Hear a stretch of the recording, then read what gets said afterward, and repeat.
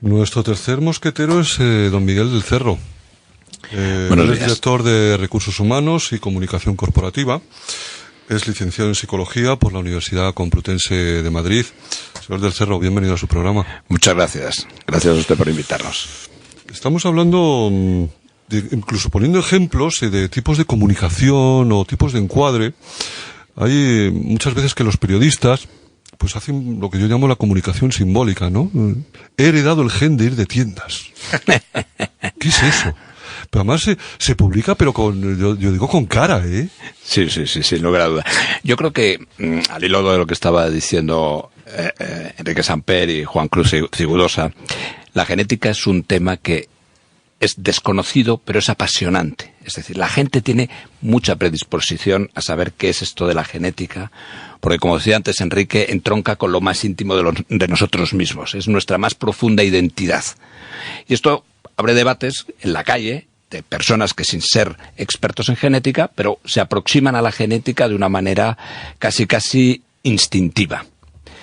Y bueno, ahí estamos nosotros, que uno de las misiones y visiones que tenemos es acercar la genética tanto al mundo profesional, como antes hablaba el doctor Cigudosa, que en la profesión médica hace falta muchísima evangelización y muchísima formación sobre el tema genético, como al público en general. Es decir, todos tenemos interés en saber qué nos pasa, por qué se ocasiona una enfermedad, hacia dónde podemos ir, lo que hablaba Enrique ahora de la edad.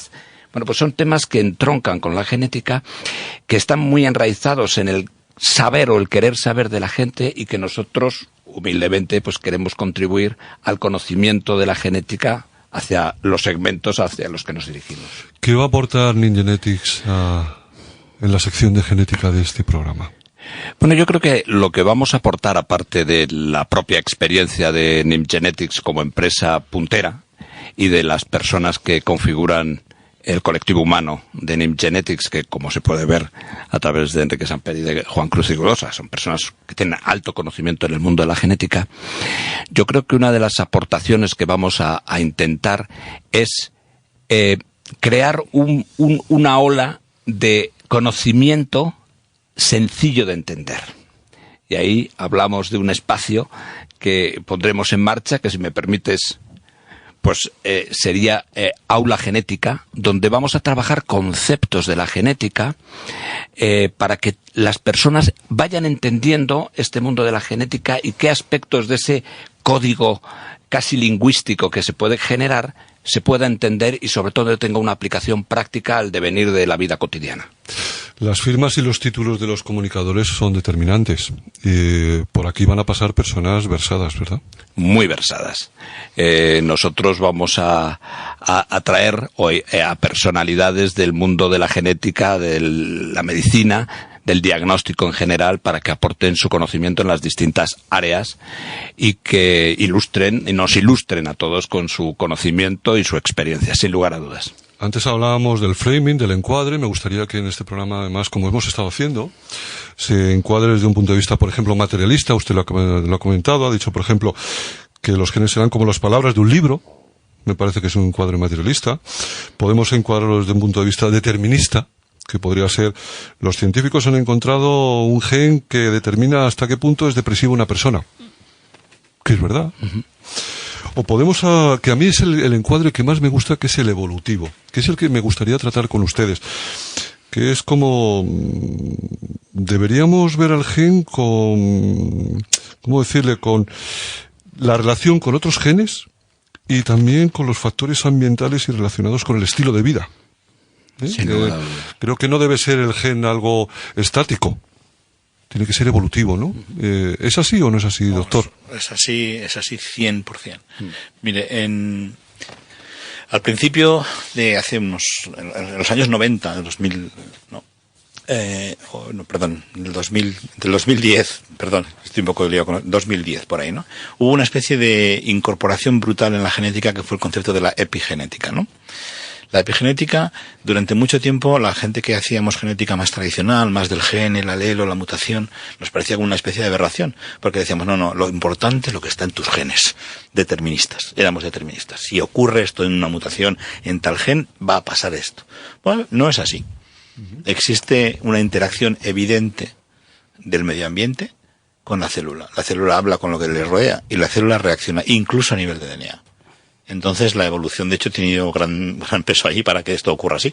Entonces el ambiente modifica determinadas estructuras del ADN, algunas se fijan, y es lo que se llama una mutación de evolución, lo que hace que el pez respire más, ¿no?, en su momento, y pueda tomar aire. Y otra cosa son las mutaciones epigenéticas, que son mutaciones que modifican la expresión de los genes para adaptarse mejor al ambiente. Entonces hay un estudio estupendísimo hecho por un grupo español en el que se comparó, por ejemplo, los gemelos idénticos, ¿no?, tienen los mismos genes los dos. Y entonces el estudio comparaba, los genes de esas personas son iguales. Vamos a ver en un montón de parejas de gemelos qué ha pasado después de 50 años. Vamos a estudiarles el genoma otra vez. Y había cambios que eran modulados por el ambiente, la alimentación, lo que comemos, cuánto ejercicio hacemos. Hace poco, la semana pasada, salió un estupendo artículo diciendo que era fundamental, por ejemplo, para prevenir cáncer de mama, hacer ejercicio 1 hora y media a la semana. Y eso no es genética, eso sencillamente es epigenética. El concepto, el contexto en que está el gen es muy relevante. Señor del Cerro, ¿cómo deberíamos comunicar desde su punto de vista, o desde el punto de vista del Ingenetics, la importancia de la prevención primaria frente a la tecnología curativa? Yo creo que ambas dos son importantes. Nosotros, a través del diagnóstico genético, trabajamos mucho lo preventivo. Creo que es muy importante que las personas, en esa epigenética que estaba hablando el doctor Zigudosa, entiendan que no solo hay unos condicionantes.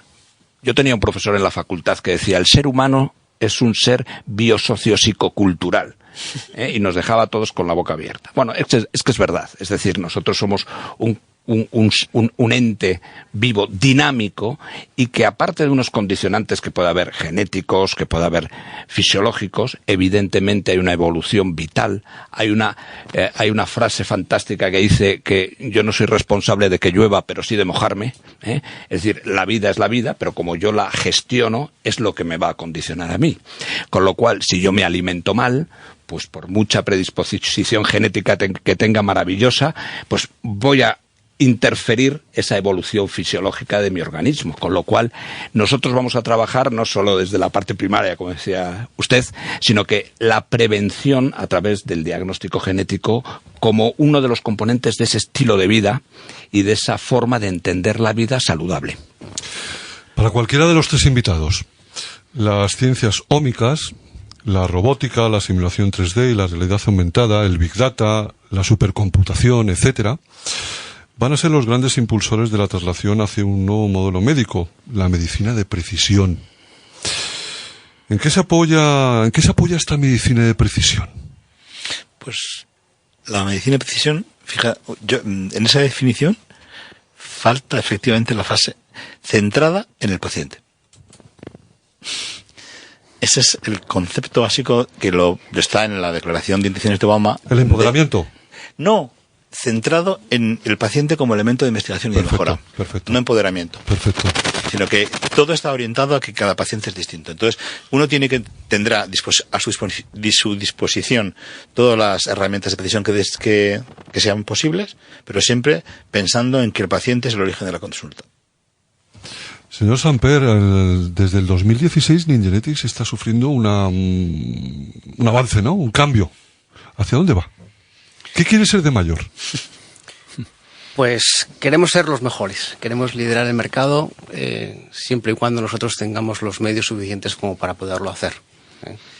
Y sobre todo, y entroncando con lo que decía el doctor Juan Cruz Zigudosa, dar el mejor servicio al paciente, porque realmente las personas son lo que importan, ¿no? Entonces, muchas veces en el ámbito de la salud, por restricciones económicas, se tratan las personas, bueno, no como personas, sino como, bueno, pues, ciudadanos o a veces incluso elementos de coste. Sí, también, ¿no?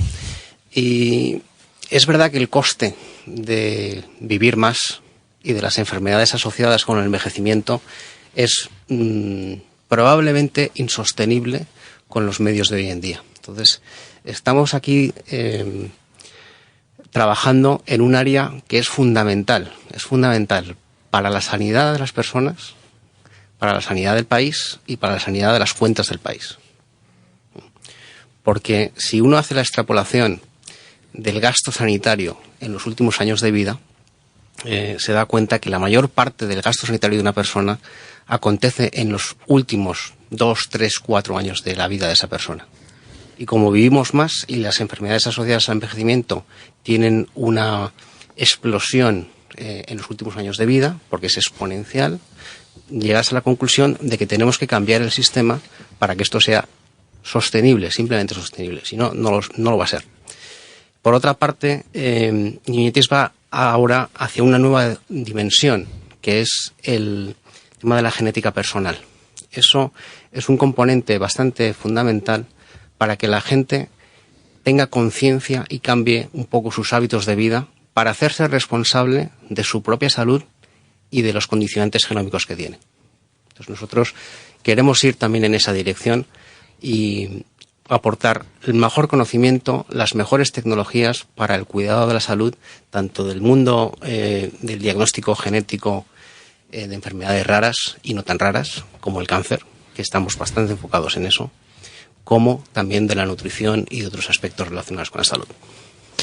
Doctor Cigudosa, actualmente más o menos el 7% de la población convive con una enfermedad poco frecuente, pero en los próximos años 1 de cada 17 personas desarrollará una enfermedad rara. El 80% son enfermedades de origen mendeliano. ¿Esto qué son? ¿Enfermedades en el futuro o son enfermedades que van a aparecer en el futuro o son enfermedades que no hemos detectado en el presente? Claramente es un problema de taxonomía. Son problemas que existen y que les vamos a acabar poniendo un nombre. La definición está perfecta. Un ejemplito súper sencillo, ¿no? El concepto de discapacidad intelectual y trastorno del neurodesarrollo es un concepto amplio, una especie de paraguas que envuelve muchas cosas. Bueno, de ese paraguas ya estamos desgajando quesitos y vamos aprendiendo síndromes nuevos. Entonces, las enfermedades no van o sea, el potencial de la genómica es que va a ayudar a poner taxonomía. Y eso es muy importante y voy a explicar básicamente por qué es importante. Y mucha gente que tiene un caso con enfermedad rara lo va a entender. Durante mucho tiempo eran cajones, o sea,